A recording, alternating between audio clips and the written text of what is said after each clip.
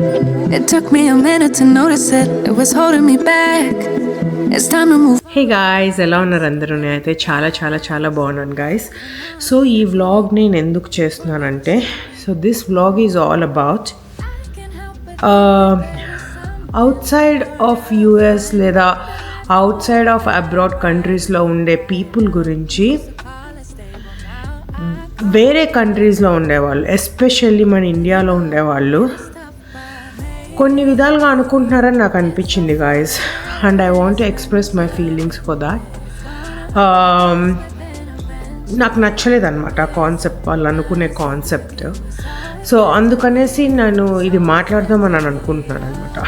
ఇదంతా ఎలా మొదలైందంటే, రీసెంట్గా డ్రెస్సింగ్ ఇష్యూ గురించి ఒక ఇష్యూ అయితే అయ్యింది గాయస్, రైట్? సో నేను ఎట్లా అంటే నా ఇంట్రెస్ట్ నేను ఎక్స్ప్రెస్ చేశాను అనమాట.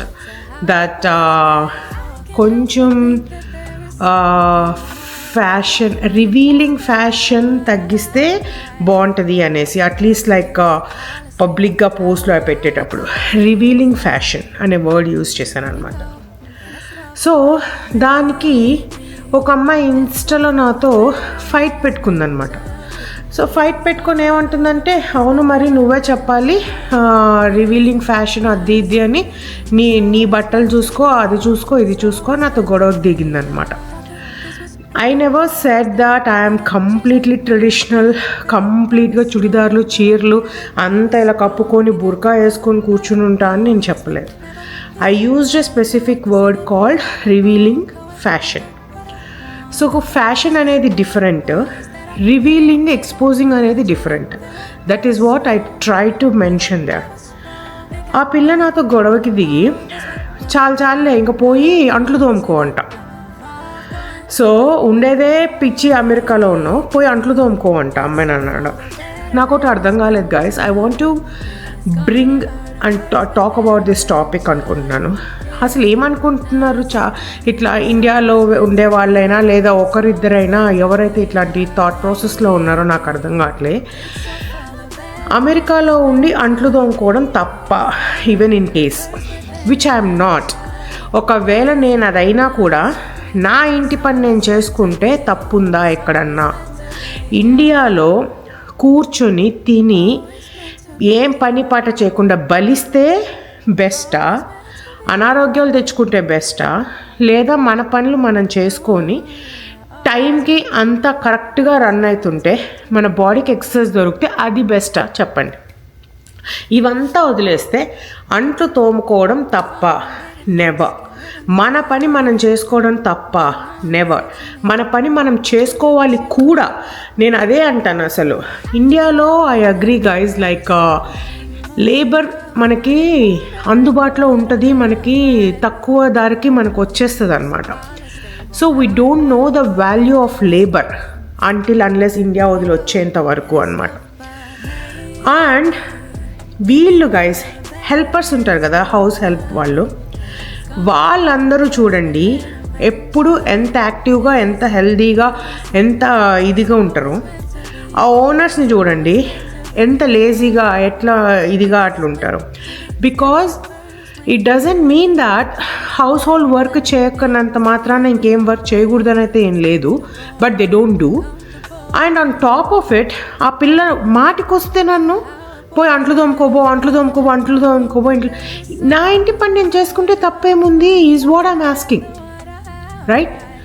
And more over I'm telling you guys, అమెరికాకి ఆర్ వేరే కంట్రీస్కి వెళ్ళడం వల్ల చాలా చాలా చాలా చాలా బెనిఫిట్సే ఉంటాయి. First thing, we're not in that bubble. మనం ప్రొటెక్టెడ్ ఎన్విరాన్మెంట్ కాదనమాట ఇవంతా. So we will learn every hard way మనం నేర్చుకుంటాం అనమాట once we're out of that safe zone అనేది. అందుకనేసే ఎప్పుడు సేఫ్ జోన్లో ఉండిపోకూడదు అంటారు. ఎందుకంటే వీ విల్ నెవర్ గ్రో. మనం సేఫ్ జోన్లోనే ఉండిపోయాము అంటే. India is a safe zone for us. మనం ఇండియాలోనే సెటిల్ అయిపోయామంటే you can't leave anywhere else. నువ్వు చూసుకోవడం రాదు. You don't get that exposure. బయటికి వచ్చిన country people they are not poor. Okay, వాళ్ళు వాళ్ళ లివింగ్ని పెంచుకోవాలని అట్లా మేబీ ఫ్యూ పర్సంటేజ్ ఉంటారేమో. బట్ అట్లీస్ట్ 70-80% ఆఫ్ ద పీపుల్ ఇండియాలో బెటర్ లైఫ్ ఉన్నా అమెరికాకి ఇంకా బెటర్ లైఫ్ ఉంటుందని రావచ్చు, లేదా ఎక్స్పోజర్ కోసం రావచ్చు, లేదా ఎనీథింగ్ లైక్ కెరియర్ ఇంప్రూవ్మెంట్ కోసం రావచ్చు, మనీ ఇంకా బాగా త్వరగా సంపాదించవచ్చు అని రావచ్చు. ఇట్ డజంట్ మీన్ దట్ బయట కంట్రీస్కి వచ్చి పనిచేస్తుంటే they are not cheap. Okay, they are not like running behind the money or like వాళ్ళు ఏదో ఇండియాలో అడుక్కు తినేసి ఇక్కడికి వచ్చి ఉంటున్నట్టు కాదని నేను అనుకుంటున్నాను అనమాట. And staying in other parts of the world other than like where we born, like India కాకుండా ఇంకా వేరే చోటుకు వచ్చినామంటే we will learn so much for sure. మన కష్టాల్లో మనం కాపాడుకోగలుగుతాం, మన ఓన్గా మనం బతకగలుగుతాం, ఇండిపెండెన్స్ మనకు వస్తుంది, మన ఇంటి పనులు మనం చేసుకుంటాం, ఇల్లు ఇప్పుడు నీట్గా ఉంచుకోవాలని అనుకుంటాం. We don't need to depend on any other people. And ఇంకొకటి ఏంటి అంటే మనీ బాగా సంపాదిస్తాం. ఇండియాలో ఉండి ఎంతైనా సంపాదించనియండి, if you don't know how you are like spending your money, it's waste of money. ఆ తర్వాత ఎంత లేదన్నా ఇండియాకి ఇక్కడికి పే డిఫరెన్స్ అయితే కాస్త కూస్తో ఉంటుంది అనమాట. సో నీ డ్రీమ్స్ని మనం అచీవ్ చేయగలుగుతాం. కాస్ట్ ఆఫ్ లివింగ్ బాగుంటుంది, హెల్త్ బాగుంటుంది. ఎంతైనా చెప్పండి guys, even though I love India, ఇండియాలో pollution is way too much, traffic is way too much, and nobody follows the traffic rules అని అనిపిస్తుంది నాకు. And I don't know, it's both government and citizens both పైన ఉంటుందని నేను అనుకుంటా అనమాట. ఇదంతా ఉన్నప్పుడు why living in the abroad is a bad thing, why people అంత చీప్గా చూడాలి అని నాకు అనిపించింది అనమాట. ఆ అమ్మాయి వర్డ్స్ నాకు అసలు నచ్చలేదు. ఒకవేళ ఇక్కడ ఉండే హౌస్ వైఫ్స్ కూడా ఇంటి పనులు చేసుకొని చూసుకుంటున్నారంటే it's not a easy thing guys. ఎందుకు తెలుసా, ఇక్కడ నేను ఎవ్రీ మంత్ ఇల్లంతా క్లీన్ చేయడానికి ఐ పే $245 ఫర్ 1 day. ఒక్కరోజు వచ్చి మంత్లీ ఇల్లు మొత్తం డీప్ క్లీన్ చేసి వెళ్తారు. $245 to $300 పే చేస్తారనమాట మినిమం ఇక్కడ. అంటే ఇండియన్ కరెన్సీలో 30,000 ఇప్పుడు ఉండే డాలర్ రేట్కి పెంచుకుంటే.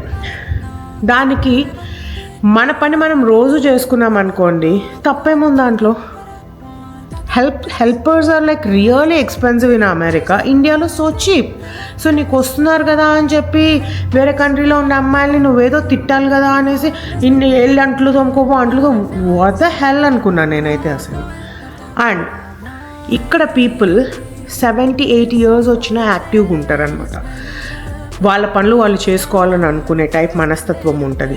జస్ట్ బికాజ్ ఈ కంట్రీ అలానే నేర్పిస్తుంది. మనకు అలా ఉండదు అక్కడ. ఏముందిలే, డబ్బు ఇచ్చేస్తే ఎవరో ఒకరు చూసుకుంటారు, ఎవరో ఒకరు చేస్తారు. దానివల్ల డిసడ్వాంటేజ్ ఏమవుతుందంటే body stops functioning at very young age. అలా ఉండకూడదు అని నేను అనుకుంటున్నాను అనమాట. సో రిటైర్మెంట్ 60 అంటే since we have each and every kind of help in our fingertips, we'll stop working. Like కామ్గా కూర్చొని టీవీ చూస్తుంటే ఎంతసేపు అని టీవీ చూస్తాం గైస్, ఎంతసేపు అని హెల్త్ని కాపాడుకుంటాం, ఎంతసేపు అనేసి బాడీకి ఏం వర్క్ లేకుండా చేస్తాం, right? That is what happening with my parents. Walking చేస్తే చేసినట్లు, ఇఫ్ నాట్ అంతే. మా మమ్మీ కుక్ చేస్తారు, మా డాడీ ఊరికే ఇంట్లో అలా తిరుగుతుంటారు, అంతే అనమాట. So since they have all the help that they need, they don't need to work. బాడీకి ఏమనిపిస్తుంది, సో మనము పని చేయకపోతే బాడీగా మాత్రం ఎట్లా రియాక్ట్ అవుతుంది కదా, సో ఇట్లనే ఉండాలేమో అని చెప్పి అట్లనే అనుకుంటుంది. అది that is not the right way. కాస్తో కూస్తో లేవాలి, నడవాలి, వంగాలి, కూర్చోవాలి, చెయ్యాలి, కొంచెమైనా బ్రెయిన్ని యాక్టివ్గా ఉంచుకోవాలి. లైక్ ఎంటీ బ్రెయిన్ ఎప్పుడు ఉండకూడదు guys. That's my main policy అనమాట. ఏదో ఒకటి చేసుకో. లైక్ ఇవాళ ఈ రూమ్ సర్దుకోవాలి అనుకో, ఇవాళ క్లాజెట్ సర్దుకోవాలని అనుకోవాలి, ఇవాళ దేవుడు పూజ చేసుకోవాలనుకోవాలి, ఇవాళ టెంపుల్కి వెళ్దామని అనుకోవాలి. సంథింగ్ ఆర్ అదో, లైక్ బ్రెయిన్ అయితే ఆక్యుపైడ్ ఉండాలన్నమాట. It should never be an empty space brain అనేది. లైక్ వైజ్ బాడీ కూడా గాయస్ కష్టపెట్టండి. బాడీ ఎంత కష్టపడితే అంత రిజల్ట్స్ బాగుంటుంది అనమాట.